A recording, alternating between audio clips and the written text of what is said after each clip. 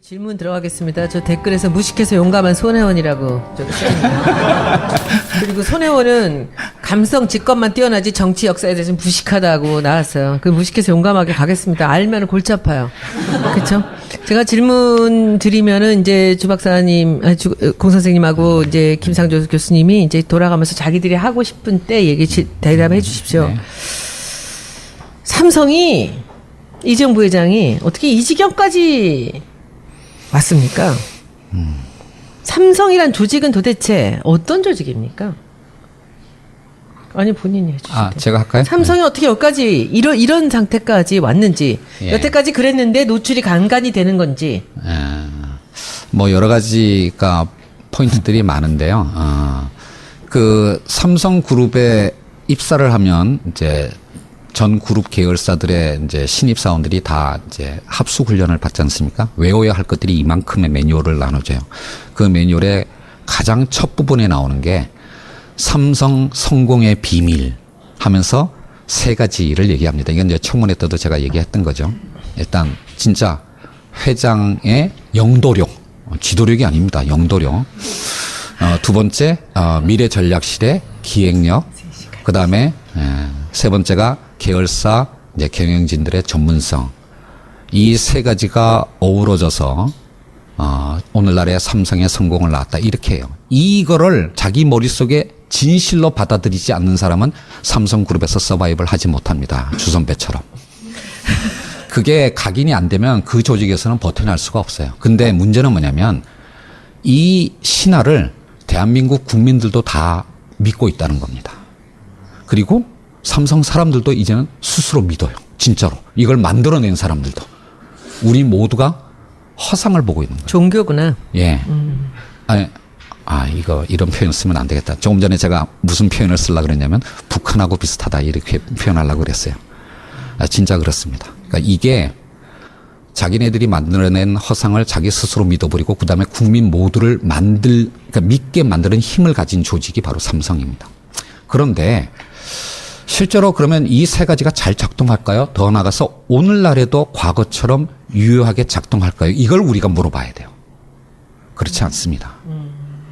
바로 이게 진짜로 허구예요. 일단 여러분들 이건희 회장이 삼성그룹, 특히 삼성전자의 성공에 얼마나 기여했다고 생각하십니까? 모든 언론들이 뭐 반도체 신화 뭐 얘기하면서 또는 뭐 애니콜 만들어가지고 불량이 나니까 그거 다 화형식 시키고 뭐 이런 식의 리더십을 발휘했다라고 얘기를 하죠. 근데 이건희 회장이 삼성그룹의 회장으로 재직한 게 한 26년 정도 됩니다. 87년 말에 해서 이제 2014년까지 있었으니까. 근데 그 약 16년, 17년 정도 되는 기간 동안 이른바 친정, 본인이 직접 경영을 한 기간은 극히 짧아요. 이것부터 아셔야 돼요. 그러니까 88년에 총수가 됐지만 지금 이재용 부회장과 마찬가지로 아버지의 가신들과의 일정한 정도 과도기를 거쳐요. 그 기간 동안에 나설 수가 없어요. 그러니까 이게 유운 통치가 이루어지는 시기예요, 진짜로. 그리고 한 5년 정도 지나고 난 다음에 93년에 프랑크푸르트 선언을 통해서 즉 마누라와 자식을 빼고 다 바꿔라. 그게 바로 이제 이건희 회장이 친정 체제로 들어왔던 그 타이밍입니다. 그리고 몇 가지 사업을 본인 이름으로 시작을 했어요. 다 실패했습니다. 성공한 거 하나도 없습니다. 자동차 이런 거. 반도체는 이병철 회장 때부터 시작한 거예요. 이건희 회장이 새로 시작한 사업 세 가지가 있었는데 다 실패했습니다. 가장 대표적인 게 삼성자동차예요. 자동차. 정말로 성공한 게 없어요. 그리고 그게 나라를 말아먹을 뻔했어요. 그룹뿐만이 아니라. 그리고 그 외환위기가 난 다음에 바로 직후에 이건희 회장은 폐암 수술을 받아서 사실은 일을 할 수도 없었어요. 그래서 뒤로 물러나 있었어요. 바로 그때부터 사실은 이학수 부회장의 관리의 삼성이 만들어진 겁니다. 그래서 삼성의 성공은 오히려 이건희 회장이 경영에 개입하지 않았기 때문에 성공한 거예요. 정말로 역설적으로. 이게 앞으로 우리나라 재벌들의 변화 또는 3세들이 어떻게 가야 되는가를 보여주는 굉장히 시사성이 있는 대목이라고 생각해요. 이제 재벌 총수가 경영에 직접 개입하면 개입할수록 그 그룹은 망합니다. 그리고 이제 2004년쯤 돼서 건강이 회복돼가지고 다시 돌아왔어요. 그때 이제 나오는 게 뭐냐면 5년 후, 10년 후에 먹을 거를 신수종을 찾아라. 이게 그때 한 말이고요. 위기를 강조하는 그게 그때입니다. 근데 1년도 안 지나서 엑스파일 사건이 터졌어요. 2005년에. 그다음에 2007년도에 김영철 변호사 양심 고백이 있었고 역시 들어오자마자 아무것도 못했어요. 그리고 삼성 특검 수사받았고 그리고 일부분은 유죄 판결 받았고 그리고 이제 대통령 특별 사면 원포인트 한 사람만 딱 찍어서 사면한 거를 받아서 2010년에 다시 경영에 복귀했습니다. 그때 어떤 일이 벌어졌냐면 김영철 변호사 책을 읽어보게 되면 김영철 변호사가 7년 동안 삼성 거기에 법무팀장을 7년 동안 일을 했는데요. 그 7년 동안 이건희 회장이 사무실에 출근한 걸 2번밖에 못 봤다 그랬어요. 근데 그 2010년 경영 복귀 이후에는 일주일에 2번씩 사무실에 나왔어요. 복도에 기자들이 쫙 있으면서 회장님 뭐 어떠십니까 물어보면 이명희 그러니까 형님이라고 부르지도 않고 이명희가 어쩌고 저쩌고 이런 식의 정제되지 않은 발언을 쏟아내는 그 시점에 갔다가 바로 병원에 실려갔어요. 이거 뭘 했다는 얘기예요. 정말로 한 게 없어요. 그러니까 진짜로 미래전략실 임원들을 만나보면 삼성그룹의 경영은 정말로 미래전략실이 한 거야. 이건희 회장이 한 게 없습니다. 오히려 뒤로 물러서 있었기 때문에 그나마 그래도 기획되고 관리되고 그다음에 전문 경영인들이 뭔가 비즈니스와 관련돼서는 재량권을 갖고 있었기 때문에 그래서 성공한 거예요. 이 신화부터 깨야 돼요. 그런데 이 성공 방식이 이제는 더 이상 작동하지 않게 되었다라고 하는 겁니다. 바로 그 미래 전략실에 있는 임원들이 이제는 뭐냐면 과거와 같은 방식으로 그룹 전체를 관리할 수가 없어요. 이젠 삼성그룹은 구멍가게가 아닙니다. 저 끝에 있는 계열사에서 무슨 일이 벌어지는지 정보가 제대로 전달이 안 되는데 어떻게 정확한 판단을 내리겠어요. 그게 바로 그런 어떤 문제가 물산 합병 때 가장 극명하게 나타난 겁니다. 실제로. 그래서 과거의 성공은 이건희 회장이 개입 안 했기 때문이고요.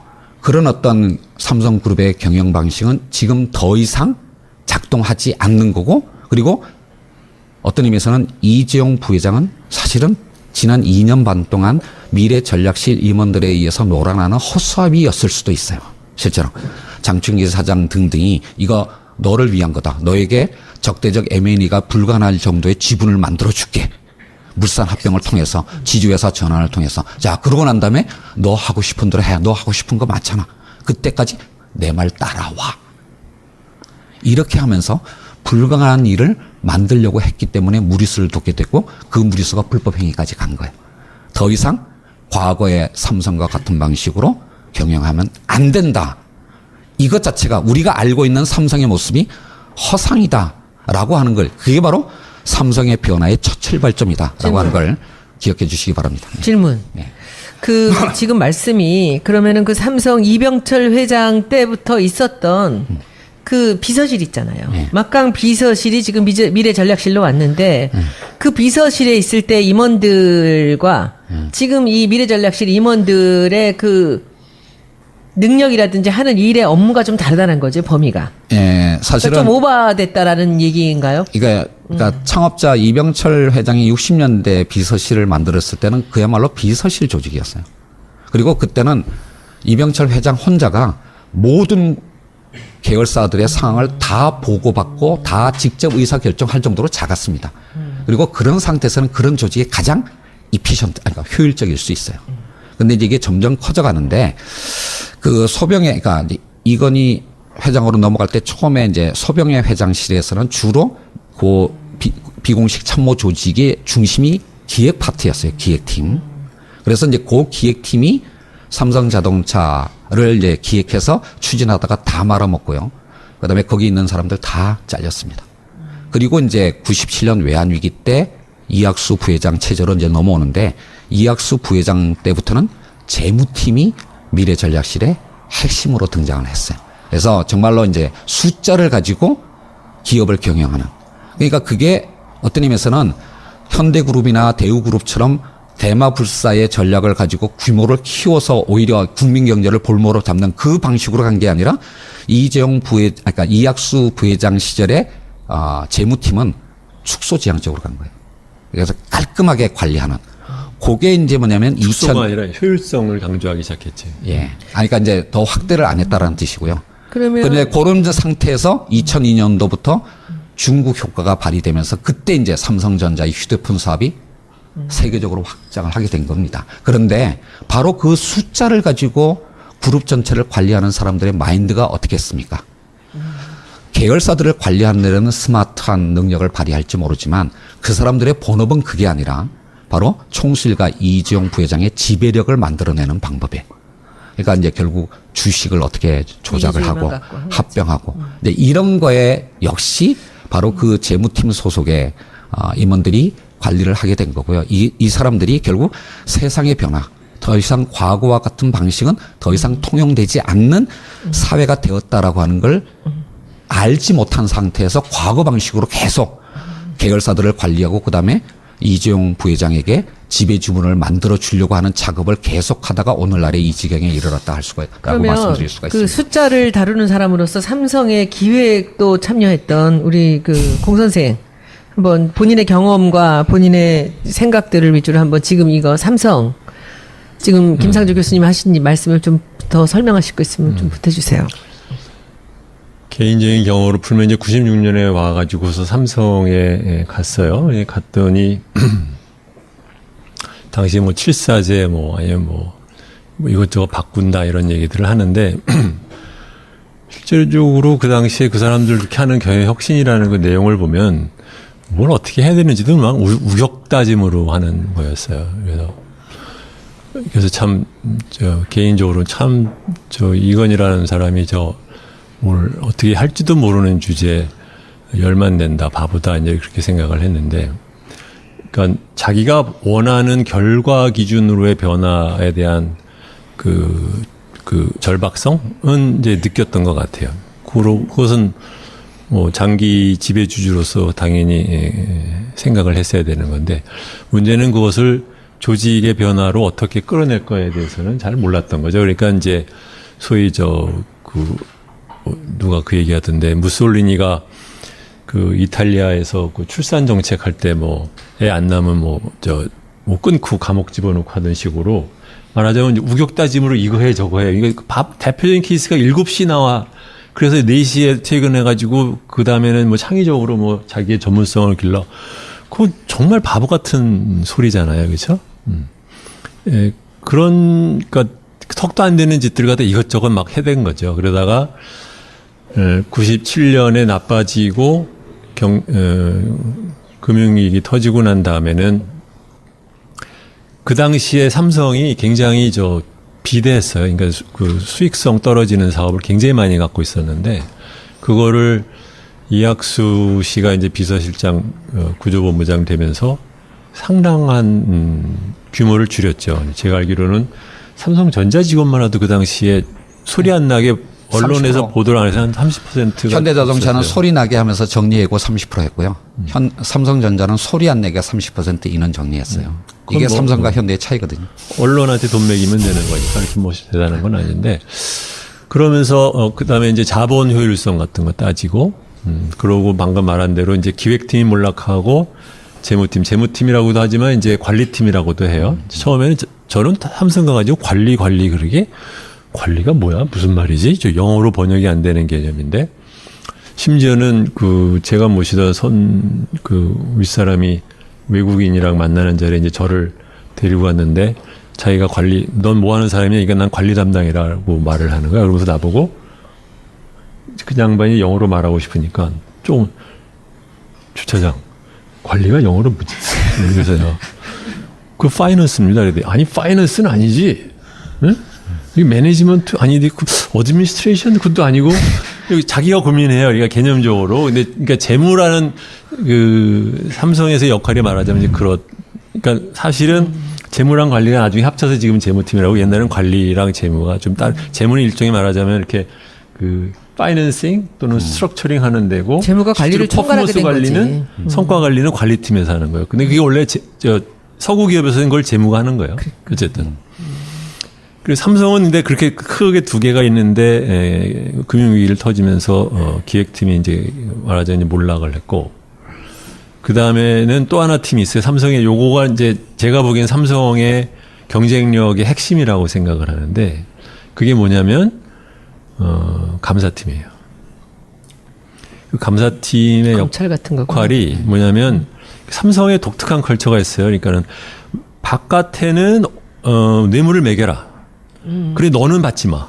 네. 맞아. 그 엄격한 그 이중 그 잣대를 갖고 있어요. 그래서 내부적으로는 그 부패에 조금이라도 그러니까 심지어는 예를 들어서 관계사나 밖에서 돈을 그 받으면 그거는 아주 막 작사를 내요. 그런데 돈 주는 거는 벤치마크를 잡는 게 이건 제가 이건희의 말이라고 제가 전해 들은 말인데 미쓰비시를 벤치마크를 해라라는 걸 사장단에서 여러 번 얘기를 해요. 미쓰비시에 왜 벤치마크를 하라 그러냐면은 미쓰비시는 일본에서도 그 로비를 할 때 잘하는 게 뭐냐면 관료의 처음 사무관 때부터 같이 큰다는 거죠. 미쓰이안. 미쓰비시라고 그랬어요, 나한테는. 그래서 미쓰비시 하듯이 그렇게 초창기 때부터 관료들을 갖다 미리미리 다 매겨놓고 그 사람이 나중에 갔을 때 하고 그 사람이 관두더라도 그 사람이 계속해서 관리를 해서 관리라는 게 말하자면 이제 계속해서 돈을 준다는 얘기죠.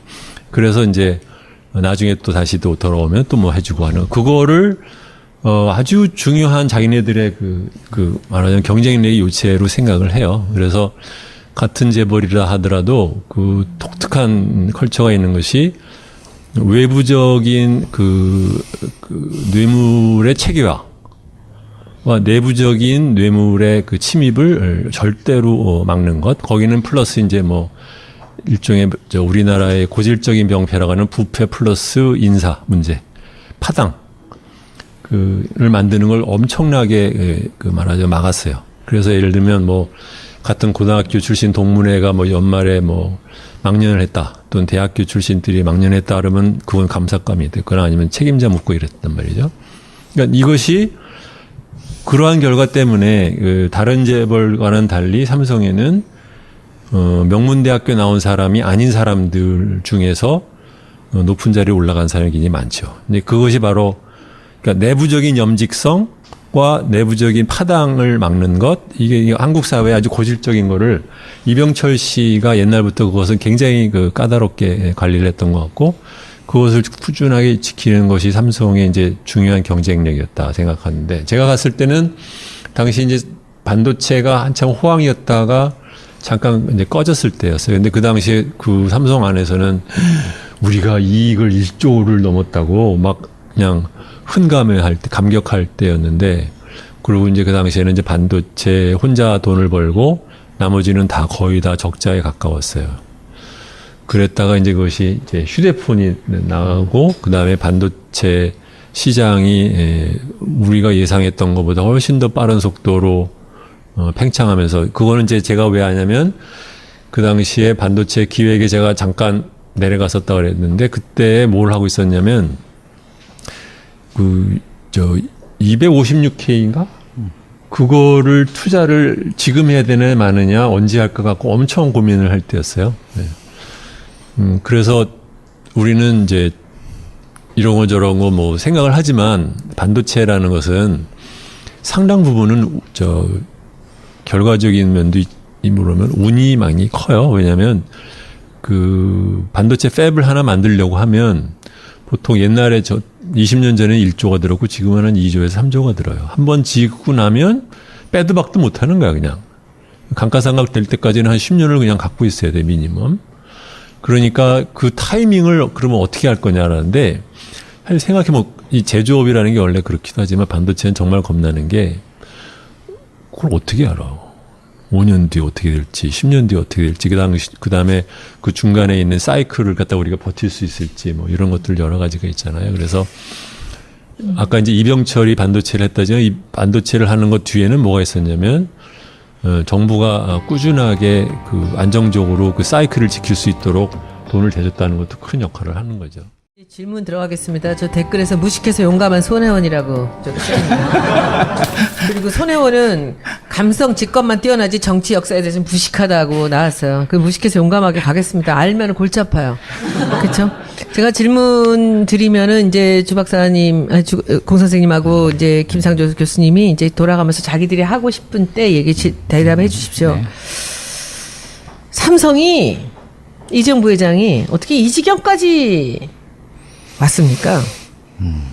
삼성이란 조직은 도대체 어떤 조직입니까? 아니 본인이 해주세요. 아, 제가 할까요? 삼성이 어떻게 여기까지 이런 상태까지 왔는지 예. 여태까지 그랬는데 노출이 간간이 되는 건지.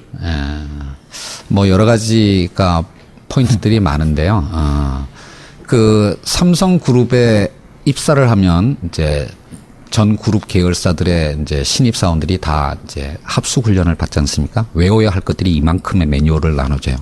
그 매뉴얼의 가장 첫 부분에 나오는 게 삼성 성공의 비밀 하면서 세 가지를 얘기합니다. 이건 이제 청문회 때도 제가 얘기했던 거죠. 일단 진짜 회장의 영도력, 지도력이 아닙니다. 영도력. 두 번째 미래 전략실의 기획력. 그 다음에 세 번째가 계열사 이제 경영진들의 전문성. 이 세 가지가 어우러져서 오늘날의 삼성의 성공을 낳았다. 이렇게 해요. 이거를 자기 머릿속에 진실로 받아들이지 않는 사람은 삼성그룹에서 서바이벌 하지 못합니다. 주선배처럼. 그게 각인이 안 되면 그 조직에서는 버텨낼 수가 없어요. 근데 문제는 뭐냐면 이 신화를 대한민국 국민들도 다 믿고 있다는 겁니다. 그리고 삼성 사람들도 이제는 스스로 믿어요. 진짜로. 이걸 만들어 명철 회장 때부터 시작한 거예요. 이건희 회장이 새로 시작한 사업 세 가지가 있었는데 다 실패했습니다. 가장 대표적인 게 삼성 자동차예요. 정말로 성공한 게 없어요. 그리고 그게 나라를 말아먹을 뻔했어요. 그룹뿐만이 아니라. 그리고 그 외환 위기가 난 다음에 바로 직후에 이건희 회장은 폐암 수술을 받아서 사실은 일을 할 수도 없었어요. 그래서 뒤로 물러나 있었어요. 바로 그때부터 사실은 이학수 부회장의 관리의 삼성이 만들어진 겁니다. 그래서 삼성의 성공은 오히려 이건희 회장이 경영에 개입하지 않았기 때문에 성공한 거예요. 정말로 역설적으로. 이게 앞으로 우리나라 재벌들의 변화 또는 3세들이 어떻게 가야 되는가를 보여주는 굉장히 시사성이 있는 대목이라고 생각해요. 이제 재벌 총수가 경영에 직접 개입하면 개입할수록 그 그룹은 망합니다. 그리고 이제 2004년쯤 돼서 건강이 회복돼 가지고 다시 돌아왔어요. 그때 이제 나오는 게 뭐냐면 5년 후, 10년 후에 먹을 거를 신수종을 찾아라. 이게 그때 한 말이고요. 위기를 강조하는 그게 그때입니다. 근데 1년도 안 지나서 엑스파일 사건이 터졌어요. 2005년에. 그다음에 2007년도에 김영철 변호사 양심 고백이 있었고 역시 들어오자마자 아무것도 못했어요.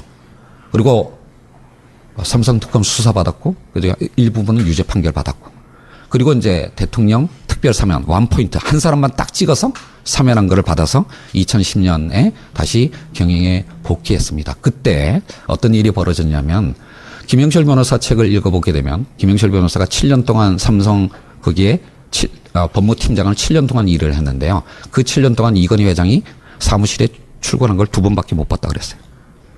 근데 그 2010년 경영 복귀 이후에는 일주일에 2번씩 사무실에 나왔어요. 복도에 기자들이 쫙 있으면서 회장님 뭐 이런 사람들도 우리 모두가 허상을 보고 있는 거예요. 종교구나. 예. 이런 표현 쓰면 안 되겠다. 조금 전에 제가 무슨 표현을 쓰려고 그랬냐면 북한하고 비슷하다 이렇게 표현하려고 그랬어요.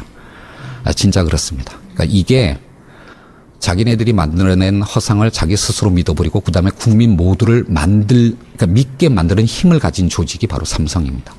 그런데 실제로 그러면 이 세 가지가 잘 작동할까요? 더 나아가서 오늘날에도 과거처럼 유효하게 작동할까요? 이걸 우리가 물어봐야 돼요. 그렇지 않습니다. 바로 이게 진짜로 허구예요. 일단 여러분들 이건희 회장이 삼성그룹 특히 삼성전자의 성공에 얼마나 기여했다고 생각하십니까? 모든 언론들이 뭐 반도체 신화 뭐 얘기하면서 또는 뭐 애니콜 만들어가지고 불량이 나니까 그거 다 화형식 시키고 뭐 이런 식의 리더십을 발휘했다라고 얘기를 하죠. 근데 이건희 회장이 삼성그룹의 회장으로 재직한 게 한 26년 정도 됩니다. 87년 말에 해서 이제 2014년까지 있었으니까. 근데 그 약 16년, 17년 정도 되는 기간 동안 이른바 친정, 본인이 직접 경영을 한 기간은 극히 짧아요. 이것부터 아셔야 돼요. 그러니까 88년에 총수가 됐지만 지금 이재용 부회장과 마찬가지로 아버지의 가신들과의 일정한 정도 과도기를 거쳐요. 그 기간 동안에 나설 수가 없어요. 그러니까 이게 유운 통치가 이루어지는 시기예요, 진짜로. 그리고 한 5년 정도 지나고 난 다음에 93년에 프랑크푸르트 선언을 통해서 즉 마누라와 자식을 빼고 다 바꿔라. 그게 바로 이제 이건희 회장이 친정 체제로 들어왔던 그 타이밍입니다. 그리고 몇 가지 사업을 본인 이름으로 시작을 했어요. 다 실패했습니다. 성공한 거 하나도 없습니다. 자동차 이런 거. 반도체는 200까지 간 거예요. 더 이상 과거의 삼성과 같은 방식으로 경영하면 안 된다. 이것 자체가 우리가 알고 있는 삼성의 모습이 허상이다라고 하는 걸, 그게 바로 삼성의 변화의 첫 출발점이다라고 하는 걸 기억해 주시기 바랍니다. 질문. 네.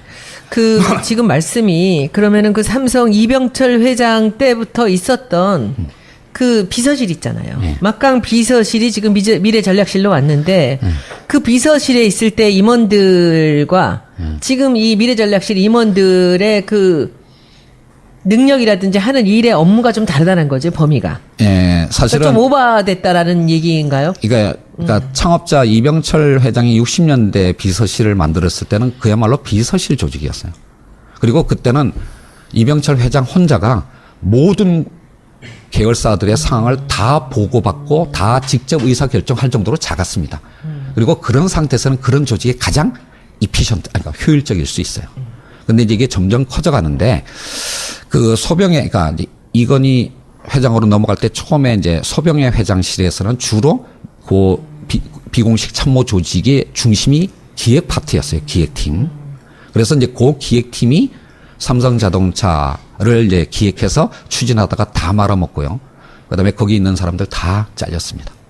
그리고 이제 97년 외환위기 때 이학수 부회장 체제로 이제 넘어오는데 이학수 부회장 때부터는 재무팀이 미래전략실의 핵심으로 등장을 했어요. 그래서 정말로 이제 숫자를 가지고 기업을 경영하는. 그러니까 그게 어떤 의미에서는 현대그룹이나 대우그룹처럼 대마불사의 전략을 가지고 규모를 키워서 오히려 국민경제를 볼모로 잡는 그 방식으로 간 게 아니라 그러니까 이학수 부회장 시절에 어떻습니까? 물어보면 이명희, 그러니까 형님이라고 부르지도 않고 이명희가 어쩌고 저쩌고 이런 식의 정제되지 않은 발언을 쏟아내는 그 시점에 갔다가 바로 병원에 실려갔어요. 그러니까 뭘 했다는 얘기예요. 정말로 한 게 없어요. 그러니까 진짜로 미래전략실 임원들을 만나보면 삼성그룹의 경영은 정말로 미래전략실이 한 거예요.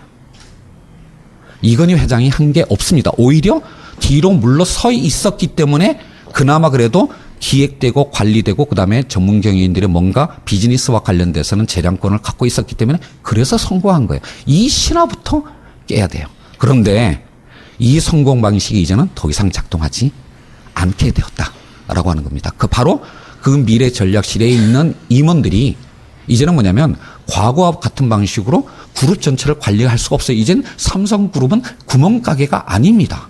저 끝에 있는 계열사에서 무슨 일이 벌어지는지 정보가 제대로 전달이 안 되는데 어떻게 정확한 판단을 내리겠어요? 그게 바로 그런 어떤 문제가 물산 합병 때 가장 극명하게 나타난 겁니다, 실제로.